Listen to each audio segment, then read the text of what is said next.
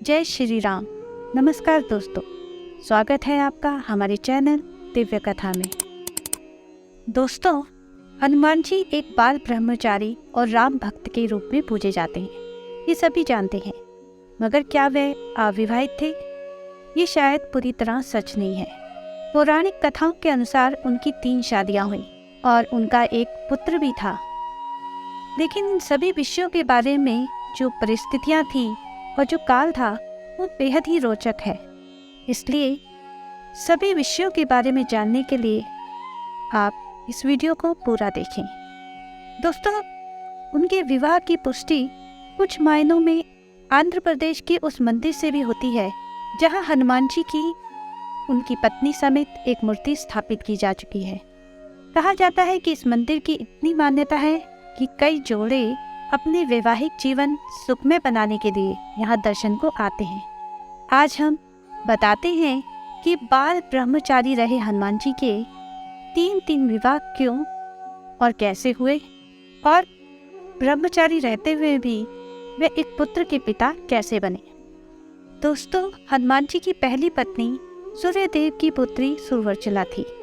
पराशर संहिता में बजरंगबली की पहली पत्नी सूर्यपुत्री सुवर्चला का उल्लेख है।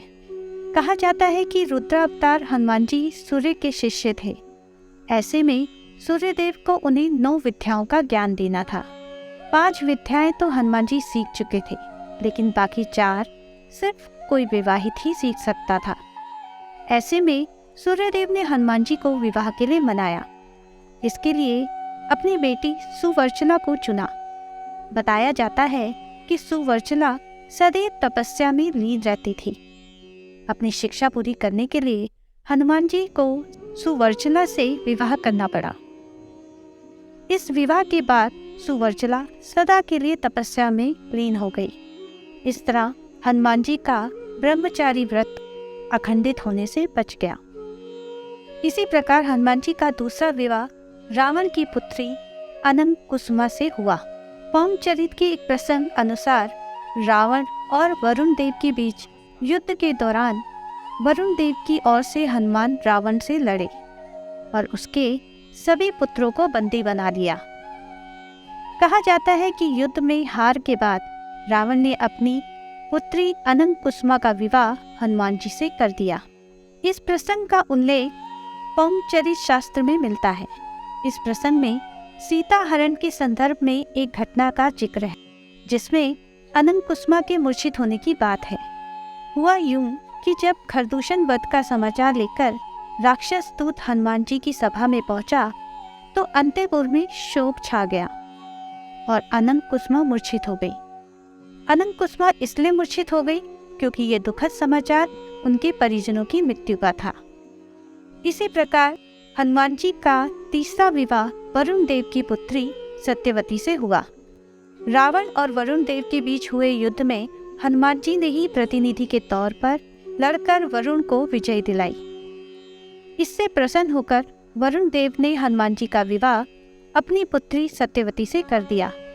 शास्त्रों में भले ही हनुमान जी के इन विवाहों का उल्लेख होता है, लेकिन ये तीनों विवाह विशेष परिस्थितियों में हुए। ये भी कहा जाता है कि हनुमान जी ने कभी भी अपनी पत्नियों के साथ वैवाहिक संबंधों का निर्वाह नहीं किया। वह आजीवन ब्रह्मचारी ही रहे। अब प्रश्न उठता है कि अगर हनुमान जी ब्रह्मचारी थे तो वह एक पुत्र के पिता कैसे बने। वाल्मीकि रामायण के अनुसार लंका जलाते समय आग की तपिश के कारण हनुमान जी को बहुत पसीना आ रहा था। इसलिए लंका दहन के बाद जब उन्होंने अपनी पूंछ में लगी आग को बुझाने के लिए समुद्र में छलांग लगाई तो उनके शरीर से पसीने की एक बड़ी सी बूंद समुद्र में गिर पड़ी। उस समय एक बड़ी मछली ने भोजन समझ वह बूंद निकल ली।